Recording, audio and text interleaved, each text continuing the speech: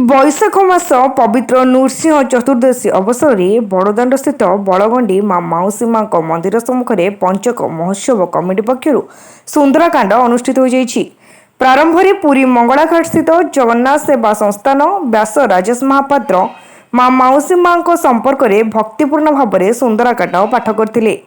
देवाशीष दास, चंद्रशेखर महापात्र, सूर्यनारायण आचार्य, अंशुमान त्रिपाठी, अर्चना पंडा प्रमुख सहयोग करते। जय श्रीराम जय हनुमान ध्वनि रे प्रकंपित होता बड़दाण्ड।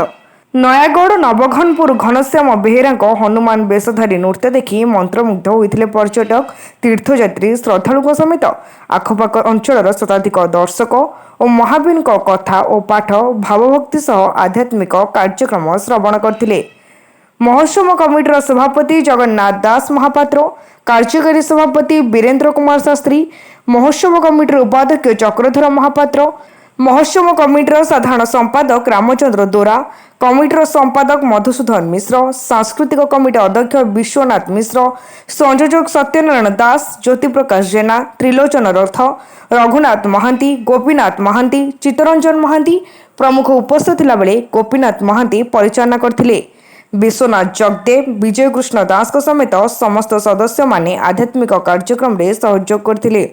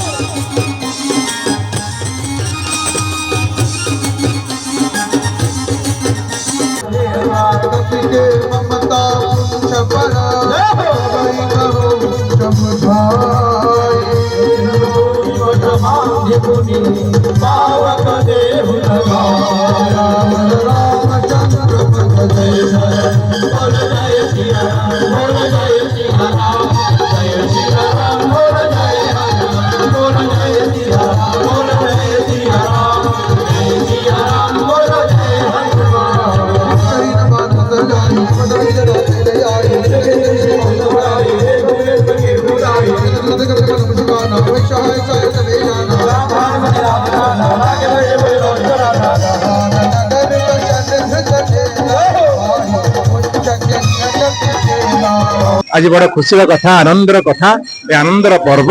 ये पर्व हूँ नृसिंह जन्म दिवस उपलक्षे माँ अर्धासिनी अर्धशोषिणी मौसी माँ मंदिर रे सुगंधित विशोधित जलराशि को माँ निकट में समर्पण करा जाए।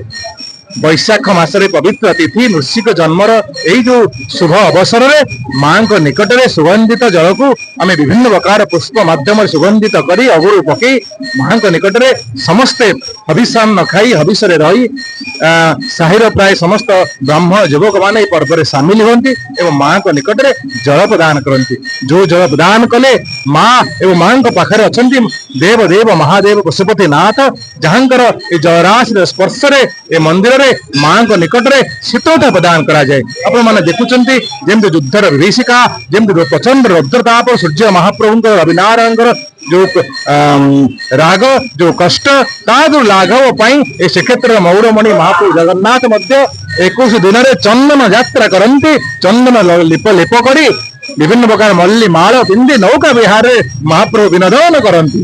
से महाप्रभुंर यह लीला को मध्य समर्पित कर माँ निकट में जलराशि प्रदान कर माँ नासिका पर्यंत जल स्पर्श कर सबुठ अलौकिक कथा जल निष्कासन कौन बाट नथिले मात्र अल्प समय मध्य जल आपे आपे शुष्क हो जाए। माँ पुणी जलराशि को निजठू अलगा कर दिए। ये हूँ माँ लीला कारण माँ हूँ अर्ध शोषणी अर्धासिनी समग्र जलराशि शुष्क शुष्क करदेवार क्षमता जहाँ पाखे अच्छी से माँ ये जलराशि को शुष्क कर दिए और जलराशि को भक्त मैंने पाई आनंदित होती एवं मान्यता अच्छी प्राय समस्त प्रकार रोग व्याधि मुक्ति मिले ये जल को पावन कले।